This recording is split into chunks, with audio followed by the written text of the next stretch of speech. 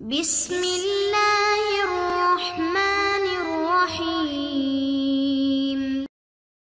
بسم اللہ الرحمن الرحیم، صلی اللہ علی رسولہ الکریم۔ السلام علیکم ورحمۃ اللہ وبرکاتہ۔ طلاب کرام عزیز، کیسے ہیں؟ امید کرتے ہیں کہ آپ خیر و عافیت سے ہوں گے۔ بدایت المعارف جزء ثانی کا سبق نمبر 7 شروع کر رہے ہیں، جس میں عنوان کرا دیا گیا کتاب کی عبارت و مثل ما تقرأ فی الدعاء الواحد و30 سے لے کر عقیدتنا فی زیارت القبور تک کا عنوان گزشتہ سے پیوستہ ہے، یعنی گزشتہ درس سے جو مطالب چل رہے تھے ان کا بقایا جات ہے۔ وہ یہ تھے کہ امام سجاد علیہ السلام کی دعاؤں میں کون کون سے مطالب آئے ہیں اور وہ کہاں کہاں اور کون کون سی دعاؤں میں آئے ہیں، ان دعاؤں کے وہ جملات بیان کیے جا رہے تھے اور وہ مضامین بیان کیے جا رہے تھے۔ آئیے بقایا جات کو تقرأ فی الدعاء الواحد و30، اس کے مانند جیسا کہ آپ پڑھتے ہیں امام سجاد علیہ السلام کی صحیفہ سجادیہ میں دعا نمبر 31 کو، اللہم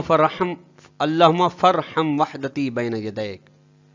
میرے اللہ مجھ پر رحم کر میری اکیلائی پر جو آپ کے سامنے ہے، وجیب قلبی من خشیتک، اور میرے دل کو مضبوط کر آپ کے خوف سے، واضطراب ارکان من حیبتک، اور میرے اعضاء کے اضطراب اور رحم فرما آپ کی جو کہ آپ کی حیبت سے ڈر رہے ہیں۔ فقد اقامتنی یا رب ذنوبی مقام الخزی بفنائک،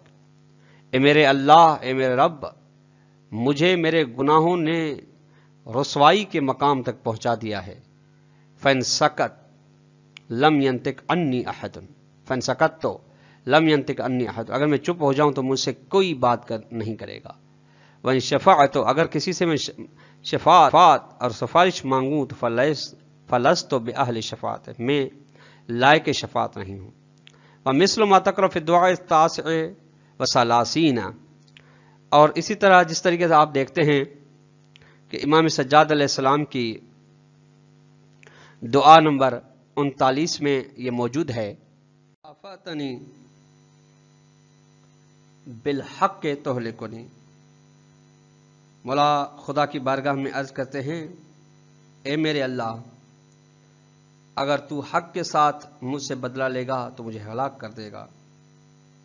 وَإِلَّا، اگر نہیں تو تغمدتنی برحمتک توبکنی، اور ایسا نہ تو آپ مجھے اپنی رحمت سے چھپا دیں۔ وَأَسْتَحْمِلُكَ مِنْ ذُنُوبِي مِنْ مَا قَدْ بَهَضَنِي حَمْلُهُ، اور میری طاقت تیرے انتقام کا بوجھ نہیں اٹھا سکتی۔ وَأَسْتَعِينُ بِكَ عَلَى مَا قَدْ فَضَحَنِي ثِقْلُهُ، اور میری قوت تیری ناراضگی کو برداشت نہیں کر سکتی۔ علی محمد و آلہ، بس درود بھیج محمد و آل محمد پر۔ وَحَبْلِ نَفْسِي علی ظلمہا نفسی، اور مجھے عطا کر اپنے لیے، میرے حق میں عطا کر وہ جو میں نے خود پر ظلم کیا۔ وَوَكِّلْ رَحْمَتِكَ بِاحْتِمَالِ اِسْرِي، اور مجھے اپنی رحمت کے حوالے کر دے۔ الرابع، طلاب کرام نے چوتھا امر جو صحیفہ سجادیہ کی دعاؤں میں بیان کیا گیا ہے وہ یہ ہے، سوق الداعی بہذہ الادعیۃ، دعا کرنے والے کی رغبت ہوتی ہے ان دعاؤں کے ذریعے سے الی الترفع عن مصاب الافعال، کہ برے افعال سے دوری اور اختیار کرے اور بلندی اختیار کرے۔ وخصائص صفات، اور پست صفات سے دوری جستے۔ لتنقیت ضمیر ہی و تطہیر قلب ہی، تاکہ اس کا ضمیر و قلب پاک ہو جائے۔ دعا نمبر 20 میں پڑھتے ہیں، اللہ وفر بلطف نیتی، اے میرے اللہ اپنے لطف سے ہماری نیتوں کو نیک بنا دے۔ وصحب ما عندک یقینی، اور ٹھیک کر دے اس چیز کو جو آپ کے نزدیک ہے اس کے بارے میں ہمارے یقین کو ٹھیک کر دے۔ واستصلح بقدرت ما فسد منی، اور آپ اپنی قدرت سے میرے ہر اس چیز کو اصلاح کر دیں جو میرے بارے میں خراب ہے۔ اللہم صلی علی محمد وآل محمد ومتعنی بہدن صالحا لا استبدل بہ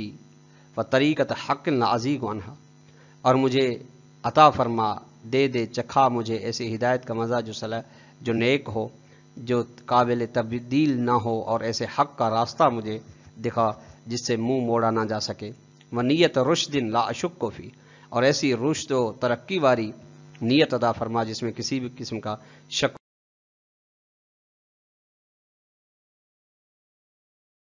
اے میرے اللہ، میرے بارے میں کوئی ایسی خصلت نہ چھوڑنا مگر اس خصلت و خرابی کو اصلاح کر دینا۔ ولا عائبۃ عنب بہا الا حسنتہا، اور میری کوئی ایسی خرابی نہیں جس کو اچھائی میں تبدیل کرنا۔ ولا اکرومۃ فی ناقص الا اتممتہا، اور میرے افعال میں جو نقص رہ گیا ہے اس کو نہ چھوڑنا سوائے اس کو کامل کرنے کے۔ الخامس، پانچواں امر، الایحاء الی الداعی، دعا کرنے والے کو رغبت دلائی جاتی ہے کہ بلزوم الترفع عن الناس وعدم الذل لہم، کہ لوگوں کے سامنے لازمی کہ جھکے نہ، بلندی اختیار کرے، دوری اختیار کرے، اور ذلیل نہ ہو لوگوں کے سامنے۔ وَأَلَّا يَضَعَ حَاجَتَهُ عِنْدَ أَحَدٍ غیر اللہ، اور کسی بھی غیر اللہ کے نزدیک اپنی حاجت بیان نہ کرے۔ وَأَنَّ تَمْعَ بِمَا فِي أَيْدِي النَّاسِ، اور یہ بتایا جاتا ہے کہ طمع ورزی نہ کرے اس چیز کے بارے میں جو لوگوں کے ہاتھ میں ہے، من اخص ما یتصف بالانسان، ان خصیص چیزوں میں سے جس کے ساتھ انسان متصف ہوتا ہے۔ مثل ما تقرأ فی الدعاء ال20، جس طرح کہ آپ امام سجاد علیہ السلام کی دعا نمبر 20 میں پڑھتے ہیں، انی بالاستعانۃ بغیرک اذا اضطررت، میرے اللہ مجھے امتحان میں نہ ڈالنا تیرے غیر سے مدد مانگنے کے جب میں مجبور ہو جاؤں۔ ولا بالخشوع بالسؤال لسؤال غیرک، اور مجھے اسے امتحان نہ لینا کہ میں آپ کے غیر کے سامنے سوال کرنے کے لیے جھکوں، اذا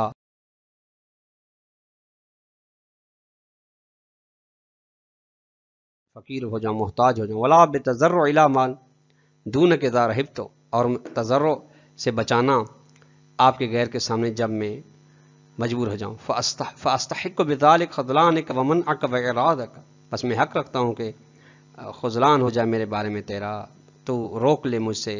اور تو مجھ سے منہ موڑ لے، میں حق رکھتا ہوں۔ ومثل ما تقرأ فی الدعاء الثامن والعشرین، اس کے معنی جو آپ پڑھتے ہیں امام سجاد علیہ السلام کی 28ویں دعا میں، اللہم انی اخلصت بانقطاع الیک، میرے اللہ میں نے خود کو خالص بنا دیا ہے اور آپ کی طرف رو کر دیا ہے۔ وصرفت وجہی عمن یحتاج الی رفدک، میں نے منہ موڑ لیا ہے ان لوگوں سے جو آپ کی بارگاہ کے محتاج ہیں۔ وقلبت مسألتی عمن لم یستغن عن فضلک، اور میں نے اپنے مسائل کو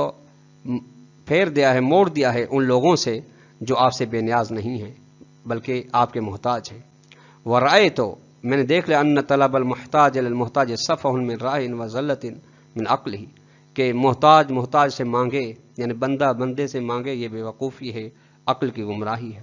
ومثل ما تقرأ فی دعاء الثالث عشرہ، اور جس طرح کہ آپ 13ویں دعا میں پڑھتے ہیں،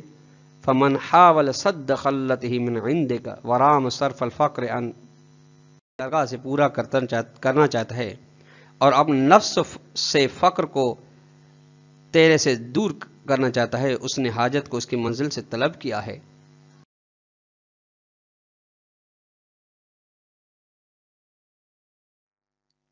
اور وہ عطا طلبت من وجہہا، اور مقصد تک صحیح رخ سے آیا ہے۔ ومن توجہ بحاجت الاحد من خلقک، اور جس نے بھی اپنی حاجت کا رخ تیرے علاوہ کسی اور کی طرف موڑ دیا ہے، او جعلہ سبب النجاح دونک، یا کامیابی کا راستہ تیرے علاوہ کسی اور کو کرا دیا ہے، فقد تعرض للحرمان واستحق منک فوت الاحسان، اس نے محرومی کا سامان مہیا کر لیا اور تیری بارگاہ سے احسانات کے فوت ہو جانے کا استحقاق پیدا کر لیا ہے۔ السادس، چھٹا امر، تعلیم الناس، لوگوں کو تعلیم دی جاتی ہے کہ وجوب و مراعات حقوق الآخرین و معاملتہم و شفقت و رافت من بعضہم لبعض، کہ ضروری ہے دوسرے کے حقوق کا خیال کیا جائے، ان کی مدد کی جائے، ان کے ساتھ شفقت اور رحمت رافت کی جائے، بعض کے ساتھ والإیثار فیما بینہم، اور قربانی دی جائے ان کے درمیان، تحقیق لمعنی الاخوۃ الاسلامیہ، تاکہ اسلامی برادری، اخوت اسلامی قائم ہو سکے۔ مثل ما تقرأ فی الدعاء الثامن والثلاثین، جس طریقے سے آپ امام سجاد علیہ السلام کے صحیفہ سجادیہ میں دعا نمبر 28 میں پڑھتے ہیں، اللہم انی اعتذر الیک من مظلوم ظلم بحضرت فلم انصرہ،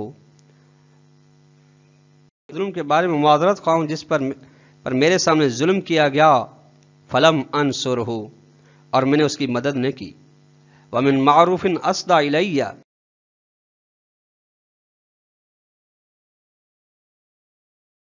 چاہتا ہوں جو مجھے عطا کی گئی اور میں نے ان کا شکریہ ادا نہیں کیا، ومن مسیء اعتذر الی فلم اعذرہ، اور ان غلط کاروں کے بارے میں طالب عفو ہوں جنہوں نے مجھ سے معذرت کی اور میں نے انہیں معاف نہیں کیا، ومن ذی فاقۃ سألنی فلم اعثر، اور ان مفلسوں غریبوں کے بارے میں شرمندہ ہوں جنہوں نے مجھ سے سوال کیا اور میں نے انہیں اپنے اوپر مقدم نہیں کیا، ومن حق ذی حق لازمنی لمؤمن فلم اوفرہ، اور صاحبان حق کے بارے میں معافی کا طلبگار ہوں جن کا حق مجھ پر لازم تھا اور میں نے ادا نہیں کیا، ومن عیب مؤمن ظہر لی فلم اثرہ، اور مومن کے ان عیوب کے بارے میں بھی جو معلوم ہوئے تو میں نے ان کی پردہ پوشی نہیں کی، ان ھذا الاعتذار من ابدع ما ينبه النفس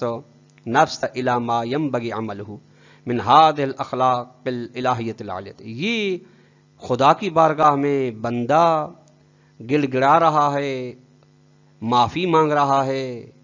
طلب عفو کر رہا ہے، یہ ان ایجادوں میں سے ایک بہترین بات ہے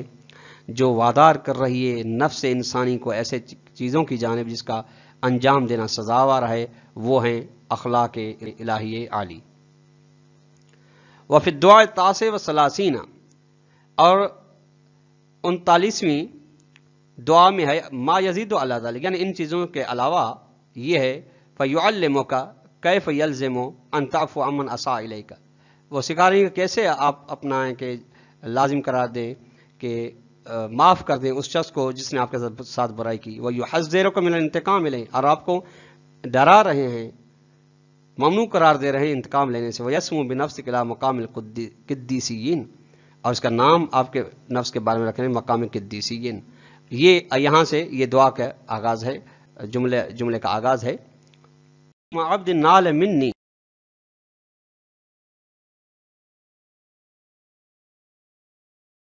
ما حجرت علیہ، خدایا ہر کسی بندے کی طرف سے مجھ تک وہ اذیت پہنچے جسے تو نے منع قرار دیا تھا، یا اس طرح حد کے حرمت کی جس طرح تو نے حرام قرار دیا تھا، فمضى بظلامت میتا او حصلت لی قبلہ حیا،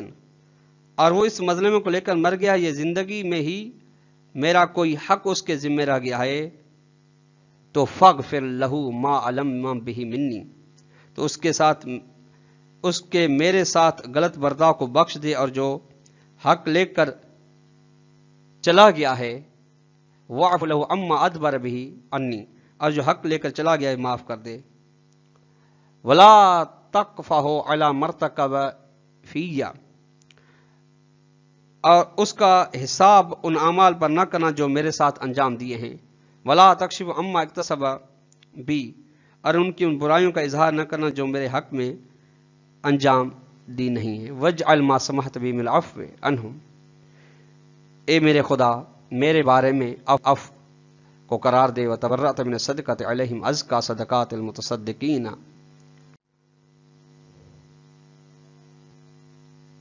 وتبرأت من الصدقۃ، اور تبرأت من الصدقۃ علیہم ان کے بارے میں مجھے صدقے کے طور پر قرار دینا، ازکا صدقات المتصدقین، جو صدقہ دینے کا بہترین صدقہ ہو، وعلی صلاۃ المتقربین، اور آپ کے قریب بندوں کی بہترین نماز قرار دینا، وعوض من عفو عنہ عفوک، میری بخشش کے بدل میں آپ اپنی بخشش مجھے عطا کرنا، من دعائی لہم رحمتک، اور میری دعا ان کے لیے آپ کی رحمت کا، حتی یسعد کل واحد منا بفضلک، تاکہ ہر ایک ہم میں سے آپ کے فضل تک پہنچے۔